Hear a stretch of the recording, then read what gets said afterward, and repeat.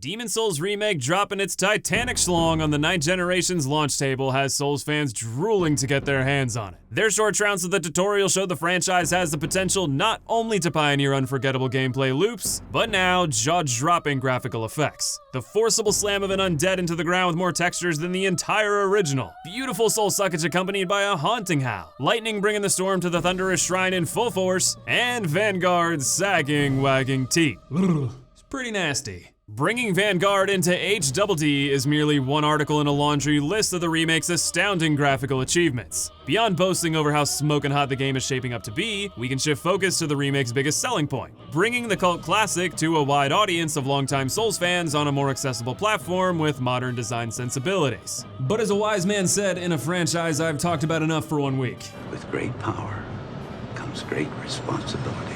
Let me be clear up front. I'm thrilled about Demon's Souls Remake. Not only for my veteran mitts, but for so many first-timers to get their hands on this phenomenal game. Bluepoint knocked Shadow of the Colossus Remake out of the park, giving me full confidence the end result will be great. I have some reservations, however, specifically when it comes to on a more accessible platform with modern design sensibilities. 2020 supply chains are constrained and console launches are almost always an overly demanding disaster. But the facts won't make those who miss out on Demon's Souls Day 1 due to being unable to secure a PS5 at launch feel any better. Especially since they've decided to include an exclusive pre-order weapon and a whole lot more. Today, I'd like to have a brief chat about those monetary moves. I'll give you my thoughts, and I'd love to hear yours in a broader discussion on what to make of choices like this for a Souls game.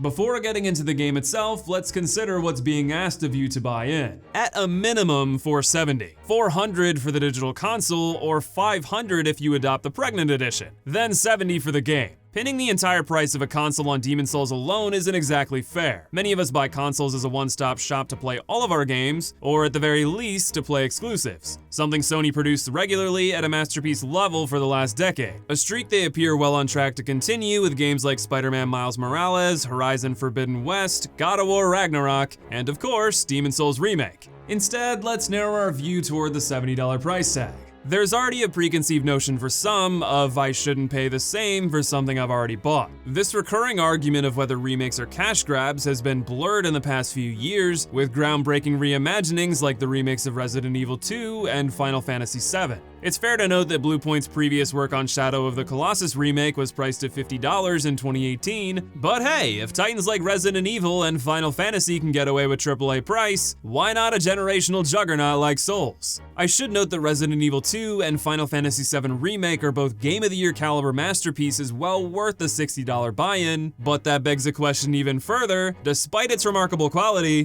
where does Demon's Souls justify charging an extra $10? I've posed a related hypothetical question toward my Twitch chat before. Come hang out with us. We have cool discussions like these live at twitch.tv/thedemocracy. Let me pose the same question to you. If you were told AAA games would increase to $70, but in return, microtransactions, pre-order bonuses, and industry worker crunch were eliminated, would you pay that price? It's an interesting question that I'll continue fumbling through this sentence in as elongated as a fashion as possible so that you have a moment to contemplate your answer before I continue. So don't worry, take your time and get comfy because I'll wait all day for...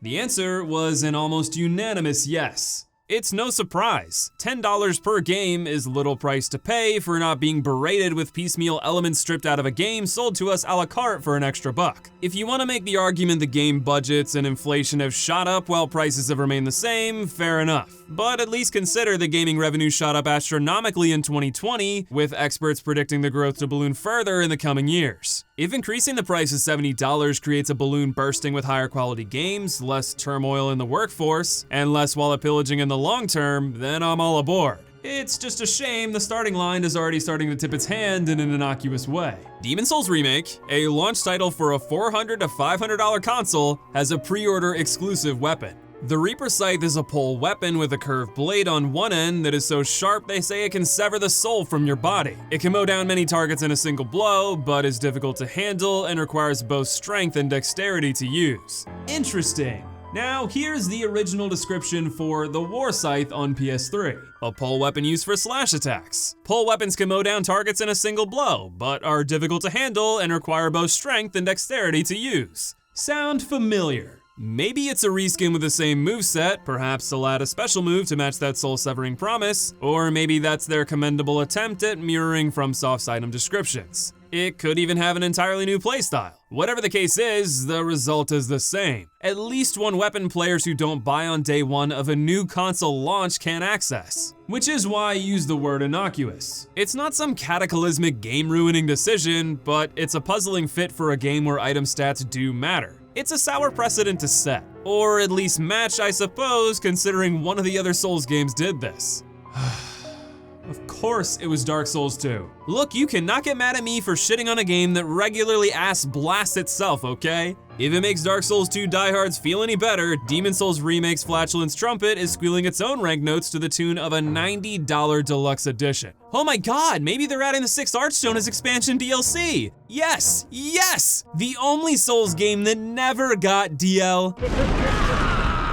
For an additional $20 on top of a generational price bump, you get the following: a weapon, shield, ring, 2 armor sets, multiple consumable souls, new consumable grains, upgrade materials, and the original soundtrack. Starting with the soundtrack, totally great buy. Plenty of games sell their soundtracks separately. For example, I recently started streaming a game called Hades, an amazing roguelike from Supergiant Games of Bastion and Transistor fame. Their OST is spectacular, so I'm glad they have it available for purchase. Demon Souls Remake's Digital Deluxe Edition packs it into a $20 price bump, so let's take this $9 Hades OST as a fair equivalent. That leaves us with $11 for 5 cosmetics and 6 consumables. Except they aren't cosmetics, are they? No, they're full-fledged armor sets, weapons, shields, and rings. New ones not in the OG, might I add, in a Souls game, an RPG where stats absolutely make a difference in gameplay. Speaking of stats, distilling those 3 consumable souls down to their OG value, it totals nearly 13,000. Assuming you yoink these from Stockpile Thomas when you enter the Nexus at game start, you're handed 13 to 14 extra levels before you even step foot in Boletaria. Imagine pumping all of that into Vitality, or an attack stat for bonus health or damage. Skill and game knowledge do ultimately win the day, but boosting yourself before the early game trash can touch you is a surefire way to reinforce bad habits for new players. Especially if you're armoring them in Red Eye Knight armor with a weapon ripped from the Golden Skeletons in late game Shrine of Storms. Why learn to fear what lurks around the corner when you can just tank through it?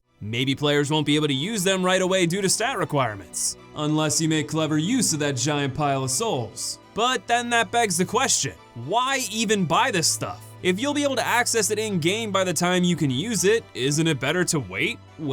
You know, it doesn't actually say anywhere that we will be able to get all of these items in-game. There's no way the consumables are exclusive, but imagine if all these equipables are. That furthers the monetary gap even more between those who can buy at launch with the extra dollar bills to flash, versus those struggling amidst understandable issues to be able to have the cash. Even if you are in a good financial position, you had to win the pre-order lottery. I guess you could buy the game digitally online to have all of this until you can get your hands on a PS5, but that just goes to highlight the FOMO this sort of deal creates. I sincerely hope none of these items are exclusive to the deluxe edition.